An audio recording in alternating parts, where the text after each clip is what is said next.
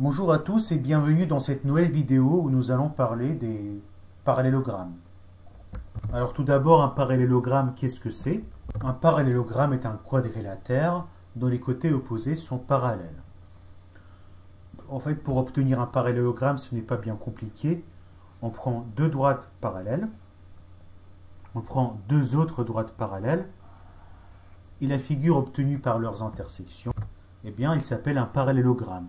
Donc ici, on a un parallélogramme A, B, C, D est un parallélogramme. Donc A, B, C, D est un parallélogramme.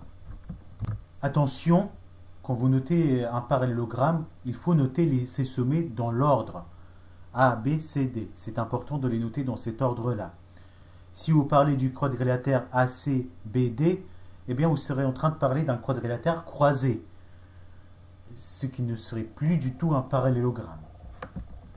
On peut observer qu'un qu'un parallélogramme est convexe. Voilà. Vous voyez bien, il est convexe. Bien, maintenant qu'on sait ce que c'est un parallélogramme, on peut étudier quelques propriétés du parallélogramme. Alors, théorème, dans un parallélogramme, les côtés opposés sont de même longueur, les angles opposés sont égaux, et la somme de deux angles consécutifs vaut 180 degrés. Alors, nous allons le démontrer. Traçons un parallélogramme. Donc là, on a un parallélogramme ABCD. AD est parallèle à BC et AB est parallèle à CD. Ce que nous allons faire, c'est tracer une diagonale de ce parallélogramme, BD. Voilà, ça c'est une diagonale du parallélogramme. Puisque BC est parallèle à AD, cela nous permet d'en déduire deux angles égaux. Cet angle-là est égal à cet angle-là. Et puisque AB est parallèle à CD, cela nous permet d'en déduire aussi encore deux angles égaux. Cet angle-là est égal à cet angle-là. Maintenant, vous pouvez observer que puisque l'angle en B, c'est la somme d'un angle orange et d'un angle rose, et l'angle en D aussi, c'est la somme d'un angle orange et d'un angle rose, l'angle en B est égal à l'angle en D. Donc ces deux angles opposés-là sont déjà égaux. Bien. Maintenant, on veut observer les triangles ABD et CDB.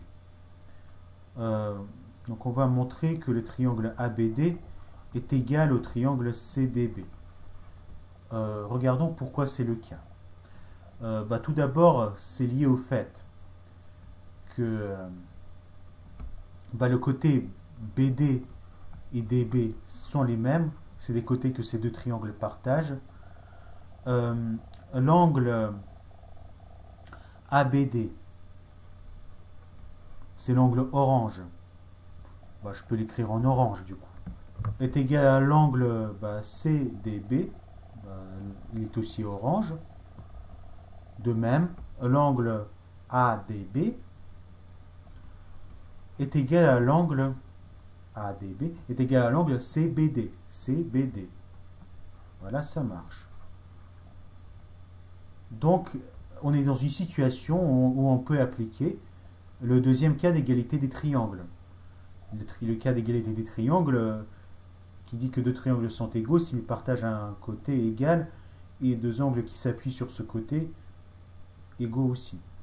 Donc, d'après le deuxième cas d'égalité, on a déduit que le triangle ABD est égal au triangle CBD.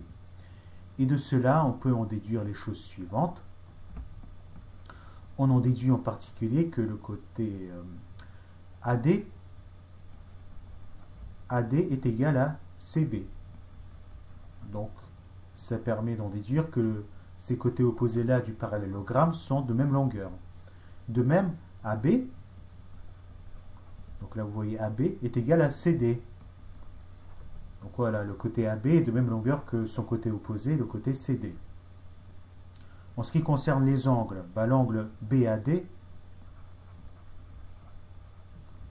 est égal à l'angle DCB. Voilà, DCB. Donc cet angle-là est égal à cet angle-là. Donc on a deux angles opposés qui sont aussi égaux. Donc on a presque tout démontré, sauf le fait que la somme des deux angles consécutifs vaut 180 degrés. En fait, c'est assez simple. la somme des angles d'un triangle vaut 180 degrés. Donc cet angle-là, plus l'angle bleu, plus l'angle orange, plus l'angle rose, ça vaut 180 degrés. Donc ce qui se vérifie aussi pour deux angles consécutifs. Deux angles consécutifs, leur somme c'est un angle orange, plus un angle rose, plus un angle bleu. C'est pour ça que la somme de deux angles consécutifs vaut 180 degrés. On peut énoncer le corollaire suivant. Si deux droites sont parallèles, tous les points de l'une d'entre elles sont toujours à une même distance de l'autre. Donc expliquons ce qui se passe. Vous avez deux droites parallèles. Prenez un point sur l'une des deux droites parallèles. Et la distance entre ce point-là et la deuxième droite parallèle, c'est la perpendiculaire, s'obtient avec la perpendiculaire. Donc là, on peut noter ce point-là A'. La distance entre A et... donc on va noter D', cette droite-là, et D, celle-là. Donc la distance entre A et D', c'est AA'. Maintenant, si on prend un point B sur la droite D, bah, la distance entre B et D', ça, il va se mesurer aussi avec BB', où BB' est perpendiculaire à D'. Donc, on n'a que AB est parallèle à A'B'. On n'a que AA' et BB' sont perpendiculaires à D'. Donc, A' et BB' sont parallèles. Donc, AB, B', A' est un parallélogramme. Et puisque c'est un parallélogramme, ses côtés opposés sont de même longueur. Donc, A' est égal à BB'. Donc, cela signifie que quel que soit le point qu'on prend sur la droite D, eh bien, on obtient toujours la même distance à la droite D'. Et puis en fait, puisque D' est parallèle à D, et que A' coupe D' en formant un angle droit, eh bien elle forme aussi un angle droit ici. Et il y a aussi un angle droit ici. Donc ça signifie que la distance entre A' et A, c'est la même que la distance entre A et A'. Donc en fait, on peut parler de la distance entre D et D' sans ambiguïté maintenant. Si on a deux droites parallèles, on peut parler de la distance entre deux droites parallèles. Voilà, donc ça a un sens de parler de la distance entre deux droites parallèles. Évidemment, il n'y a aucun sens de parler de la distance entre deux droites séquentes, parce qu'il y a un endroit où elles se coupent et leur distance à cet endroit-là, entre elles, est forcément nulle. Alors qu'entre deux droites parallèles, on peut parler de la distance entre elles sans ambiguïté. Maintenant qu'on connaît un peu les propriétés d'un parallélogramme, on peut aussi se demander quels sont les critères qu'un quadrilatère doit respecter pour être un parallélogramme. Bon, déjà, on a la définition, que les côtés opposés doivent être parallèles. Ça suffit pour qu'un quadrilatère soit un parallélogramme. Mais on peut avoir aussi d'autres critères. Alors, on pourrait proposer ici deux critères possibles pour trouver un parallélogramme. Ces critères, c'est si dans un quadrilatère convexe, au choix, on a soit que les côtés opposés sont de même longueur, soit que deux des côtés opposés sont de même longueur et parallèles. Alors, si on a l'un ou bien l'autre qui est vérifié, ce quadrilatère est un parallélogramme. Bien, démontrons-le. Et pour le démontrer, on va démontrer d'abord que ce critère-là implique qu'on a un parallélogramme, puis on va démontrer que ce critère-là implique qu'on a un parallélogramme. Donc prenons un quadrilatère convexe ABCD. Comme à notre habitude, on va tracer la diagonale AC de ce quadrilatère convexe. Bien, qu'est-ce qu'on suppose sur ce quadrilatère convexe? On suppose que AB est de même longueur que CD, et on suppose que AD est de même longueur que BC. Ainsi, si vous regardez les triangles ACD et CAB, ces deux triangles-là sont égaux. ACD est égal à CAB. Pourquoi c'est le cas? Tout simplement parce que AC c'est le même côté que CA, parce que AD est égal à CB,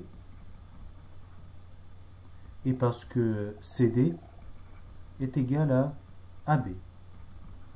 Bien, on a les trois côtés de ces deux triangles qui sont égaux.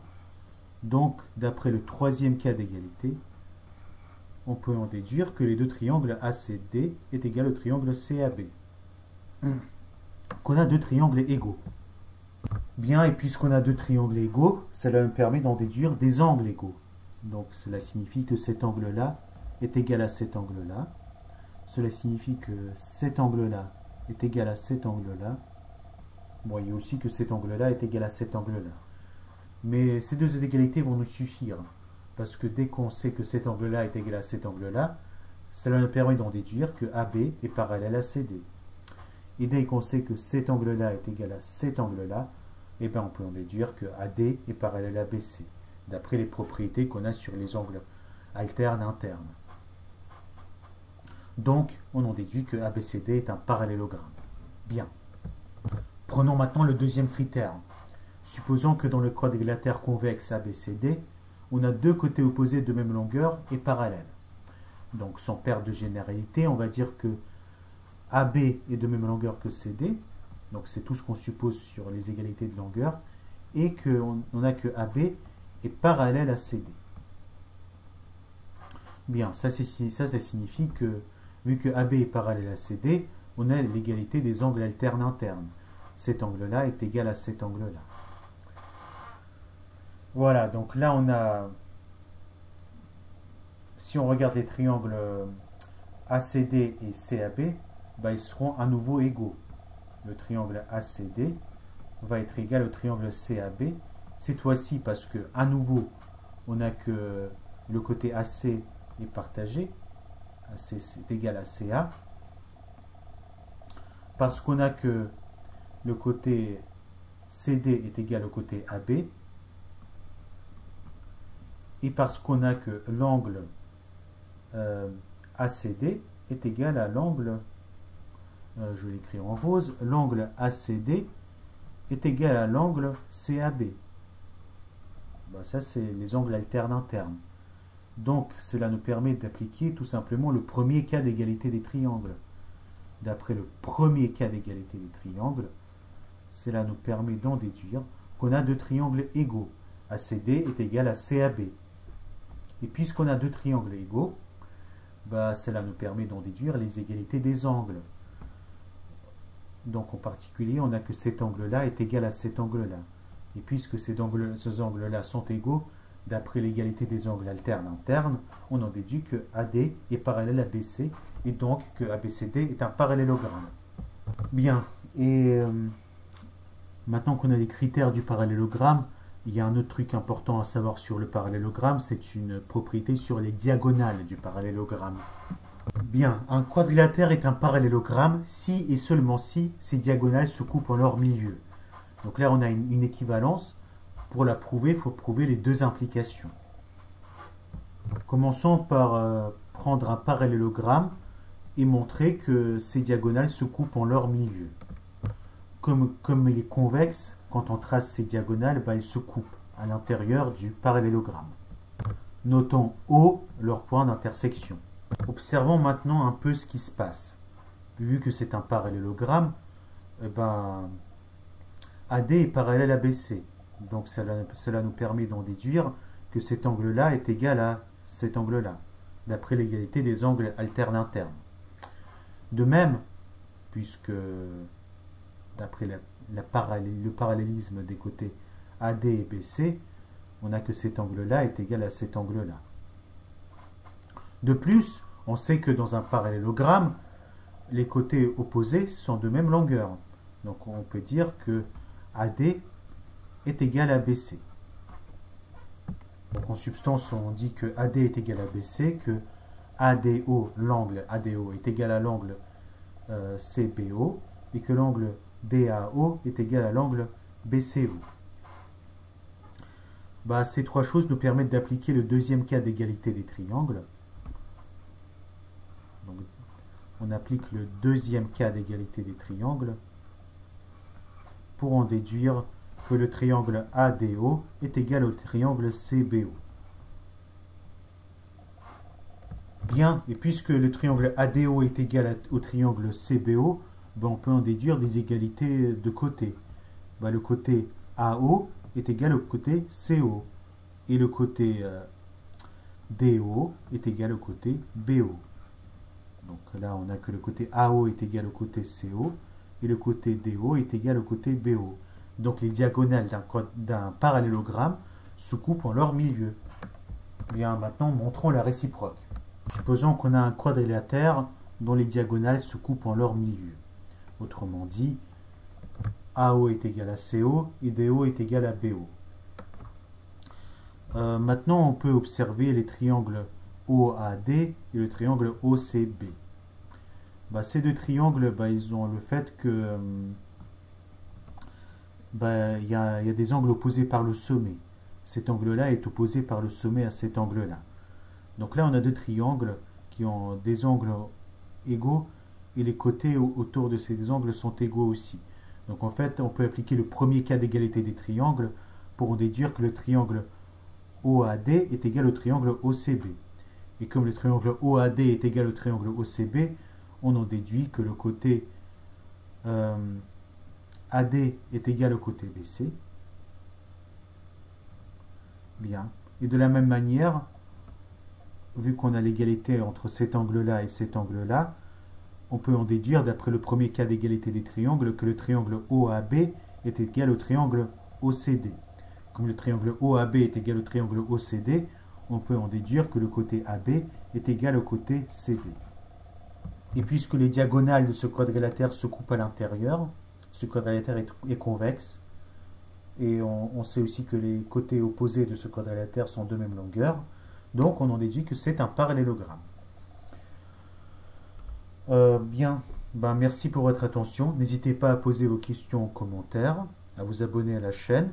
Et on se retrouve dans la prochaine vidéo. On va parler des parallélogrammes particuliers. Autrement dit, des rectangles, des losanges et des carrés. Bien, je vous remercie pour votre attention et à la prochaine. Portez-vous bien entre-temps.